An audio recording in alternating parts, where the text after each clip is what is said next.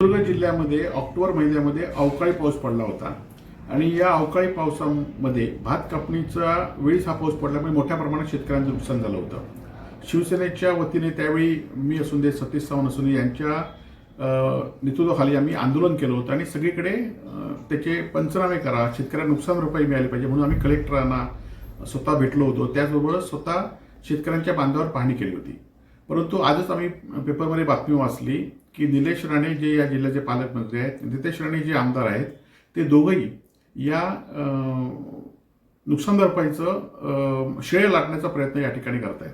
परंतु हे श्रेय लाटून नसून शेतकऱ्यांच्या जखमीवर मीठ चोळण्याचा प्रकार या महायुती सरकारने केलेला आहे। 18,372 शेतकऱ्यांना नुकसान भरपाईसाठी त्यावेळी अर्ज केला होता आणि त्यांना जवळजवळ 4,08,00,000 रुपये फक्त नुकसान भरपाई मिळाली आहे। ती प्रत्येकाला आपण डिवाइड केली तर 2,224 रुपये फक्त ही नुकसान भरपाई प्रत्येक शेतकऱ्याला मिळते।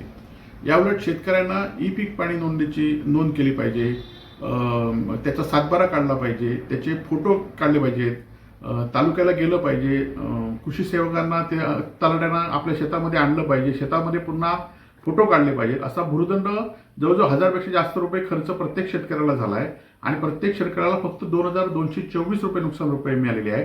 त्यामुळे हे शेतकऱ्यांच्या जखमीवर मीठ चोळण्याचा प्रकार आहे आणि त्यामुळे माझी जे कोण सत्ताधारी पक्षाचे कार्यकर्ते आहेत, जे हे सांगतायत की आम्ही नुकसान भरपाई मिळाली ह्याचं श्रेय आहे त्याचं श्रेय आहे, त्यांनी खरं तर ती शेतकऱ्यांकडे जाऊन विनंती करावी, शेतकऱ्यांकडे जाऊन शेतकऱ्यांशी बोलावं।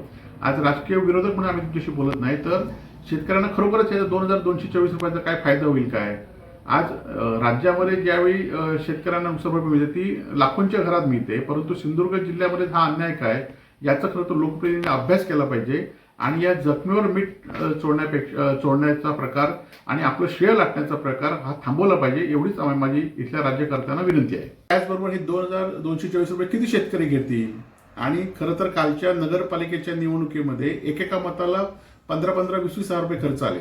आज जेवढी तालुक्याला नुकसान भरपाई मिळाली आहे त्याचा एका नगरसेवकाचा खर्च तेवढा होता जो सत्ताधाऱ्यांनी राबवला होता की एकेका मतदारसंघामध्ये एकेका नगरसेवकाच्या छोट्या मतदारसंघामध्ये 1-1 कोटी रुपये खर्च झाले होते आणि आता तालुक्याला नुकसान भरपाई लाखामध्ये आहे। आणि याचा लोकांनी सिंधुदुर्ग जिल्ह्यात लोकांनी शांतपणे विचार करावा आणि सत्ताधाऱ्यांबरोबर कसं राहावं हे लोकांनी ठरवावं अशी माझी लोकांना विनंती आहे।